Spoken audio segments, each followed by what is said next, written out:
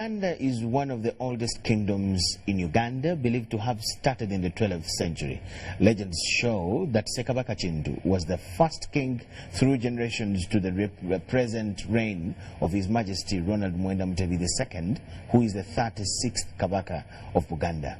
Our reporter Bernard Yiga met the Katikiro of Buganda, Charles Peter Yiga, who spearheads the cultural revolution of Buganda Kingdom since it was restored in 1993.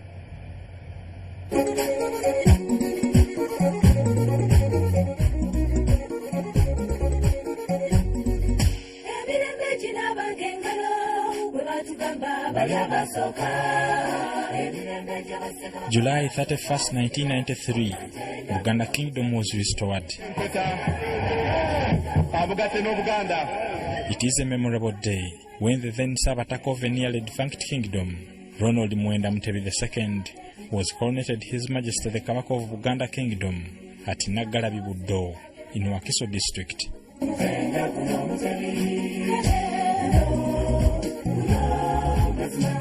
This follows the return of kingdoms ever since the Republican Constitution abolished monarchies in 1966. The kingdom lay inactive with loss of norms and values that identify the people of Buganda, one of the remarkable monarchies in the Interlacustrine region. 26 years ago, Kabaka Ronald Mwenda Mutebi II has restored the glory of the kingdom. Tuddamu okubagamba obukulu bw'obwegassi mu mirimu gyaffe. This is the beauty, strength and significance of the monarchy that upholds territorial integrity, systems, structures, norms and values of the people of Buganda. In the last 26 years, the Kingdom of Buganda has restored all levels of its old administrative units, like counties, sub-counties, villages and clans that date back to the Tembus dynasty. Buganda Kingdom has prime ministers, traditionally referred to as Katikiro. These conduct kingdom matters on behalf of the Kabaka. Katikiros Joseph Mulwanya Mulise Mwogerere, Daniel Mulika, Engineer John Baptist Walusimbi, and the current Charles Peter Yiga have served Buganda Kingdom since its restoration. The Katikiro of Buganda, Charles Peter Yiga, tells UBC that Buganda is a kingdom to reckon with. Well, I think the first achievement is the unity of the people of Buganda. I think the Kabaka has effectively brought his people together. We've been able to work with people of all kinds, of all different kinds of political persuasions. The spirit of togetherness is very much alive.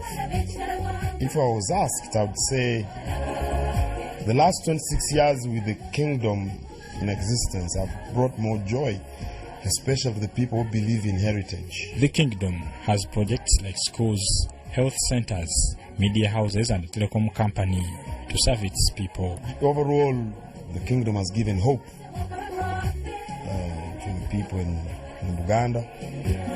We've got good working relations with the rest of Ugandans, which I think is very important, as Uganda is one country. The kingdom has Kabaka's Education Fund, which provides bursaries for education ambitions for both young and old. Buganda Kingdom observes 5 pillars to uphold the courage and heritage, sharing power through a federal system of government, protection of land and the boundaries of the kingdom, including the clan system, work ethic, and health of the people. And then finally, being together, working together as one, being united, because we've got people of different nationalities all residing in Buganda. We've got people of different religious beliefs. We can work together because the clan system again gives us a good example. But ever since Buganda Kingdom came into being, it has always been at the forefront. We are the center of things. Of course, Kampala, the capital city of Uganda, is within the Kingdom of Buganda. So what Buganda talks about gets heard everywhere. But also, the Kingdom of Buganda is older than most kingdoms, except that of Bunyoro. But we've learned a lot from history. We've learned, I think, to work together. We've learned to organize ourselves. We've learned to plan. And we've learned to be tenacious We go after our goals relentlessly. We don't give up. I think all this put together can help us seem to shine, but I don't really think we are different from any other people, because the challenges we face, like poverty, do exist in Buganda as they exist in Bunyoro or Toro or anywhere else. Talking development, prosperity and fighting poverty, the Kabaka continues to encourage these subjects to take agriculture seriously, especially through growing coffee. Nothing gives somebody in the countryside a steadier income than coffee. And most of the development we witness in Uganda was realized because of coffee. So if you want to fight poverty, where 70% of the people in Buganda are in the countryside, I think we encourage them to grow coffee. That's why the Kabaka repeatedly advises us to go out and encourage people to grow coffee and form cooperative societies so that they give logistical support to the farmers, because, you know, when they come together, they become more strong.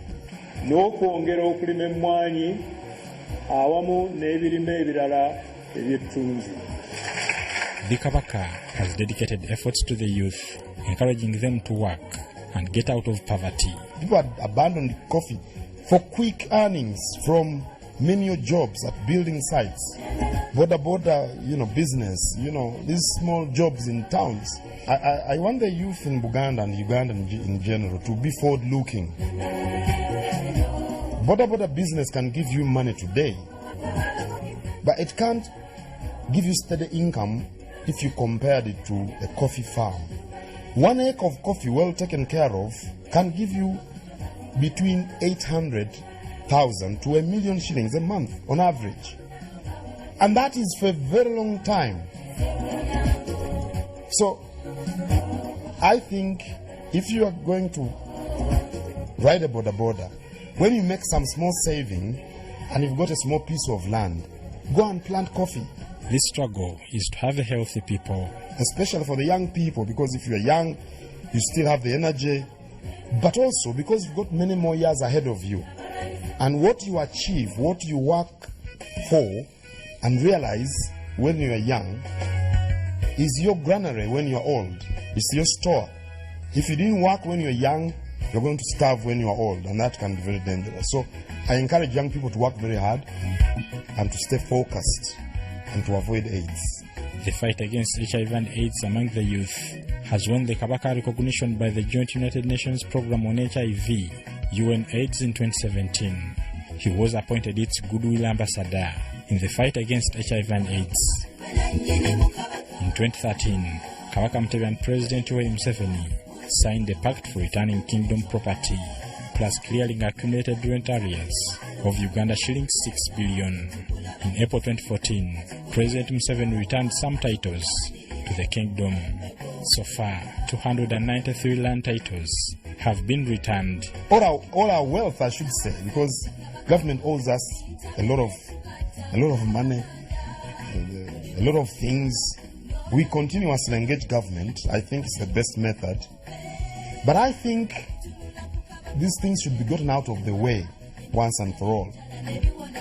All that Buganda is demanding from the central government should be returned to us so that we concentrate on the key issues, especially those related to fighting poverty.